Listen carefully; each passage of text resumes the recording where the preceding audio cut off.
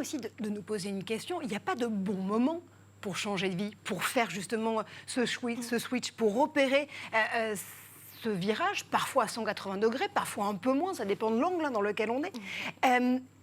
C'est quand on le sent qu'il faut le faire, Lina. Alors oui, je pense que lorsque vous sentez que c'est là, lorsque vous sentez que l'envie est forte, il faut le faire. Alors, bien entendu, l'envie est différente suivant le schéma familial dans lequel vous êtes. Moi, je sais que lorsque je suis partie à l'autre bout du monde, j'avais 29 ans, j'étais célibataire, je n'avais pas d'enfant, je n'avais pas de crédit. Donc, au final, j'étais responsable juste de moi-même. C'est déjà pas mal. C'est déjà très bien, exactement.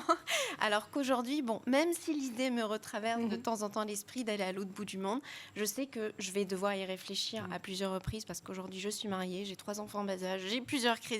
Donc, je ne suis plus que responsable de moi-même. Mais voilà, je pars d'un principe que s'il y a bien une chose aujourd'hui, quand on est acculé par notre quotidien, qu'on n'arrive pas réellement à faire, c'est vivre l'instant présent. On est toujours soit prisonnier du passé, soit à trop se projeter dans le futur. Et moi, j'étais dans une situation où j'étais juste fatiguée d'être juste un numéro de matricule dans une entreprise. J'avais juste envie d'être Lina, de pouvoir ressentir. Et je suis d'accord avec Serge lorsqu'il parle justement des émotions. C'est que je pense qu'on est complètement déconnecté en fait des émotions et que ce voyage-là m'a vraiment permis de me reconnecter à moi-même. Donc oui, lorsqu'on sent l'envie, il faut bien entendu bien réfléchir.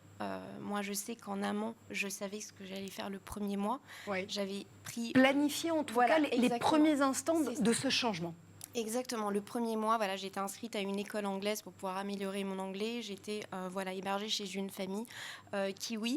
Au-delà du premier mois, je ne savais pas ce que j'allais faire, mais voilà, c'est quand même important de se poser les bonnes questions et surtout d'étudier le sujet pour éviter toute prise de risque.